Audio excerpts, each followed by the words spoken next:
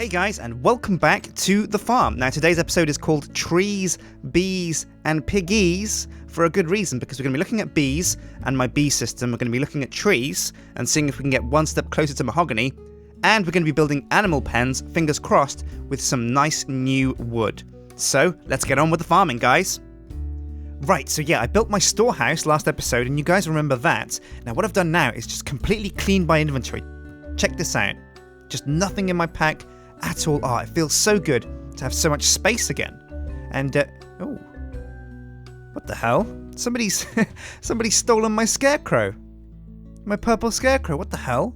I'll have to look into that at some point. Maybe it was Rythian. Maybe Sips fancied a new scarecrow. Okay, well, I'll show you guys the storehouse and the way I've set things out inside here. Now, check out these chests. Oh, yeah. So we've got ores, gemstones, metals and fuel, Thorncraft, Buildcraft, pipes and wires, and I'll just quickly show you what's inside these. Gemstones, metals and fuels, Thorncraft stuff, so like the books and the parchment. Buildcraft, that's engines and gears. Oh, pipes and wires, oh yeah, all these cables and wires and pipe waterproof, and some frames. Tech, that's fiberglass from the gun cabinet.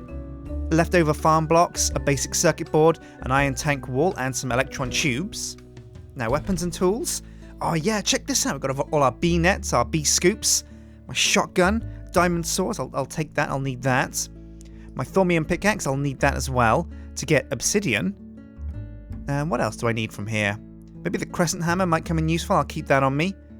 I shouldn't need the bee analyzer though, or a bucket, or any of the other stuff actually. I'll leave the rest of it in here. Armor and clothes. Ooh, I've got some leather gear. Let's try that on. Oh yeah, look at me. Oh yeah.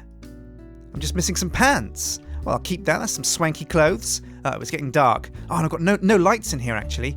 Now, where have I put torches? It's not in wood. It's not in cobblestone. Not in dirt. Not in building materials. Not in food and agriculture. Oh, I'll need some food though. I'll take some steaks. Not in redstone. Ooh, is it in misc unsorted? No, I haven't got any torches. Oh no, well what I can do is I can go over here, metals and fuel, take out a couple of bits of coal, say 5, but I'll need some more of that too. Go to wood, take out some oak, make planks into sticks, into torches, and there we go, 20 torches, which I'll quickly throw up to make sure that I've got plenty of light in here, and I don't get any creepers spawning in and setting ablaze all my chests and losing all of my cool junk.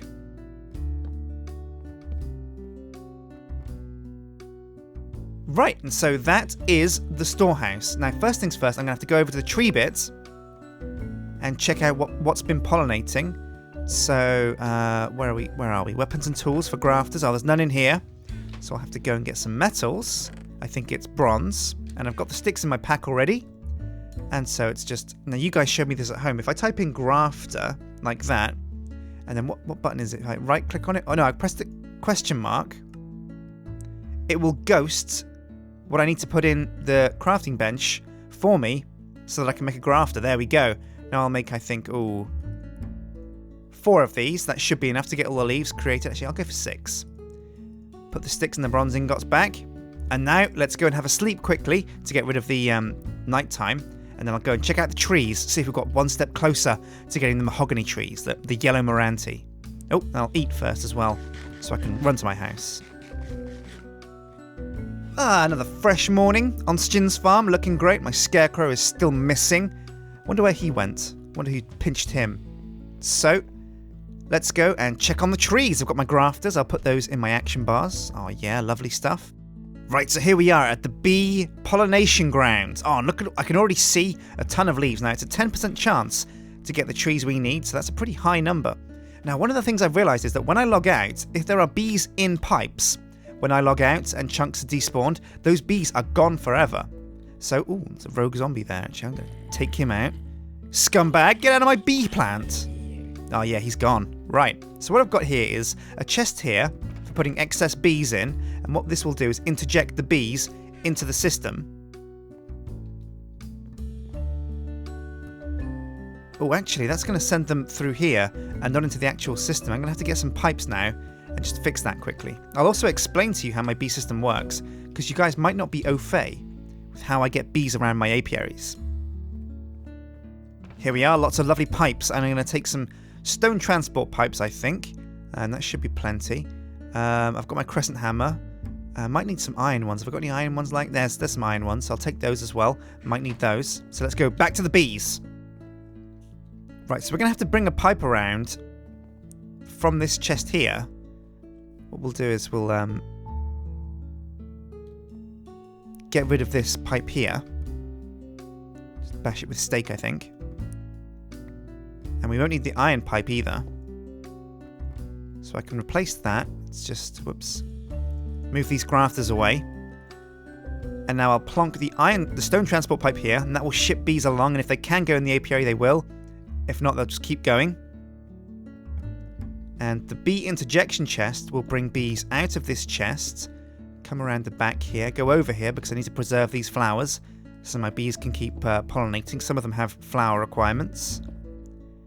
And so, ooh, the pipes come over here. And, ooh, maybe I can dig around. Should I dig into this tree? I'll come around the back of this tree actually, because then I can get to the gold pipes that I've got just behind here, and I'll show you those in a sec.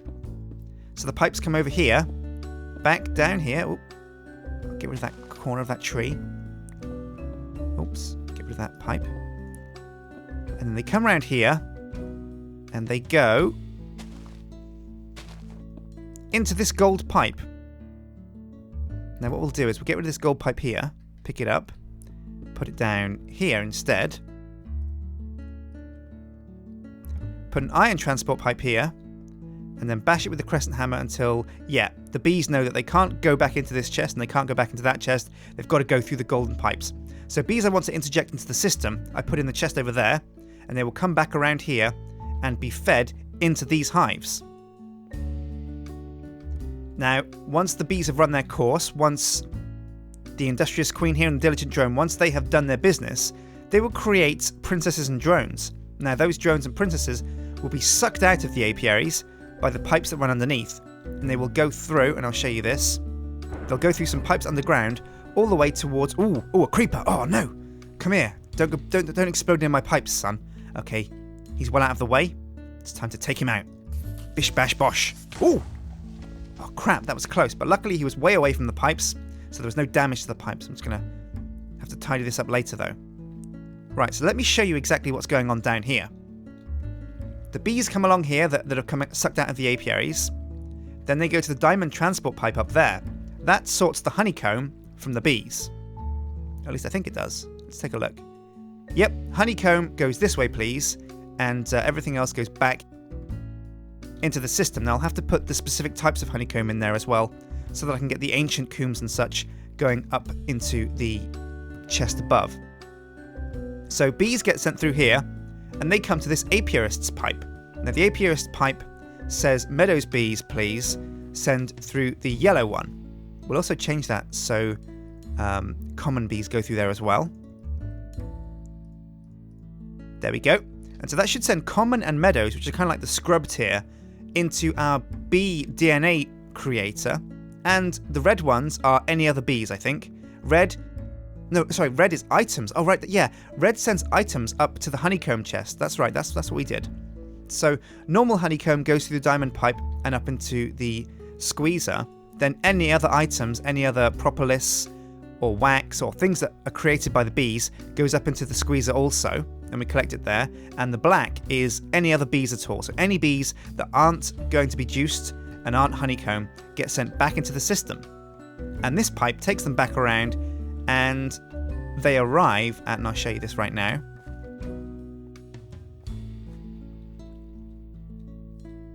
They come up here, up through the pipes, and they arrive at this chest. Now this is the gating system, because if the bee system is always on, it creates a massive amount of lag. So all the bees eventually come up here, and this collects all of our bees, and this has been sorted. So when I want more bees to be sucked in and pushed into my apiaries, I just pull this lever, and it will take the bees out of here and continue them along the system into the apiaries.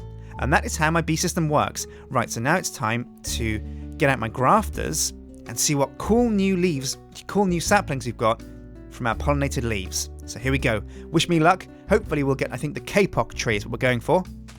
Oh, there's a pollinated leaf.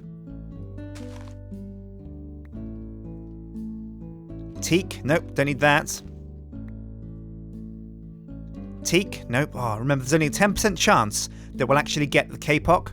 Now, I think there's more than 10 leaves here that can be hit, so we should get lucky, I think. But the chances are with us. Chances are in our favour. But there's always the chance that, we might get unlucky. So fingers crossed.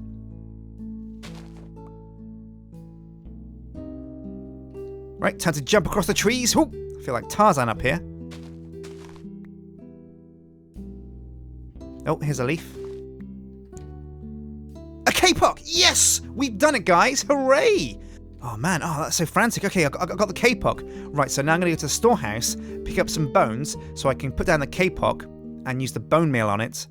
And I think the next one we need is... Oh, I can't remember. I'm going to have to consult my tree chart, so I'll go to the storehouse and look up what tree I need to breed with Kapok to make the next tree down the chain. Okay guys, and you might have seen in the flyover at the beginning of the episode that I've made a bunch more fields because I want to put every single cool, unique tree I get into its own little field. And I think Kapok has got a nice little place nestled away at the back there. I want to see what this tree looks like. I want to see what kind of wood I get from it as well because, I love cool new woods and cool new ways to build things. So a nice new coloured wood would be something I could really get used to, really enjoy. Oh, the sun's going down, so I should be quick about this. Now I'll plonk down my Kapok, quick as you like. And I've got one bone that turns into 3 bone meal. So, whoa! Holy crap, look how high this thing is. Now I'm gonna need a nerd pole to, okay, I'm gonna go back to base and sleep for the night because I'm gonna need to get some dirt as well so that I can nerd pole up here and graft those leaves because, wow, I did not expect these trees to be so tall. That's awesome. But I guess this is the jungle line of trees, and typically speaking, jungle trees are really tall, so it makes sense that the trees deep down the jungle tree line are very, very tall. Alright, here we go. Time to nerd pole up this bad boy. Wow, look at the sheer height of it. This is an awesome, amazingly tall tree, and we're getting so close to mahogany, guys. I'm actually getting a little bit excited. So, well, more than a little bit, I'll tell you that. Up we go with the dirt. Here we go. This is how, I think this is how real tree surgeons do it in real life. They just get loads of dirt blocks. And, oh, man, these grafters don't last very long, do they? Right, so that's a number of saplings. 22 Kapok saplings, so that's going to be more than enough for me to get a field planted of Kapok trees. Oh, whoa! Holy crap, look at the colour of this wood. Now, that is a beautiful green. Oh, now I'm thinking that our next building should be made of the green leaves, the green wood of this tree, for sure. So I'm just going to bash down this tree. By hand, I'm going to punch down this Kapok. And we'll get back to you guys once I've taken out this tree so I can plant the rest and have an orchard of Kapok. Right, so if my maths is correct, that's about, 15 or so trees that have gone down. And we'll have to come back to that later to see the progress, to see that they've gone up. But we might as well, no, I'm going to save the bone meal because that'll come in handy when we want to do the same thing next time for the next tree. So now let's get back to base, deposit these extra saplings and these tools, and think about our next step in the tree breeding chain. Right, so everything's been deposited. Now I'm going to need Kapok and teak trees, so they should be in agriculture. I'll get the teak saplings and the Kapok saplings.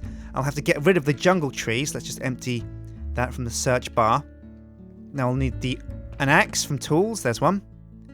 And let's go to the tree breeding zone and put down some Kapok trees instead of those jungle trees.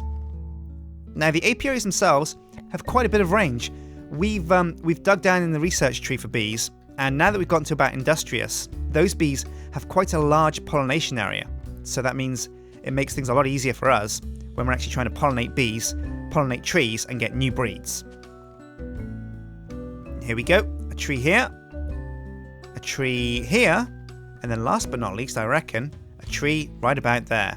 Now that should be plenty to get us the next stage, which I think is Meranti or Myrtle ebony, I think it is. So let's leave those to breed, And now it's time to move on to this week's building project, which I think is going to be using the green wood to make some animal pens, because if we get some animal pens down, we can entice some animals to our farm and start our very own cattle, because we've got the wheat and we've got the bees, but we don't have the cattle, and that's what we really need. That and carrots, some vegetables, and some beef, and then we've got a whole roast dinner on our hands.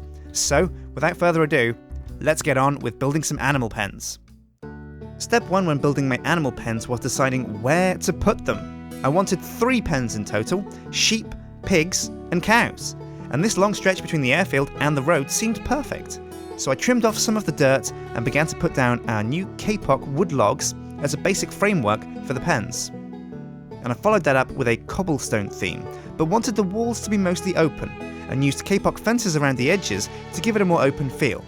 Now I swapped out some of the grass where the fences would go with Kapok planks, and because the wood is green as well, it didn't distract too much from the feel. I wanted to use a nice new wood for the roof, but only vanilla wood steps can be placed upside down, and that swung it for me, so I opted for jungle planks this time around instead. And here we are. Here's the finished animal pens. We'll have to find a way to get animals inside there. I'm thinking maybe those cage spawners that you can make in this version of Yogcraft, or we might have to do it the old-fashioned way and attract animals with wheat and carrots. Right, so that's it for this episode of Feed the World. Next episode we'll have to fill these pens and try to tackle our power situation with redstone conduits. Now that's something I've been putting off because it's such a huge task. There are a lot of complex machines standing between us and redstone conduits, but next episode I'll do my best to finally get some redstone conduits so we can get the juice pumping around our farm. So, I've been Sjin, and this has been Feed the World. Hit like and favourite if you want to see more, and hit subscribe, and I'll see you guys next time. Take care.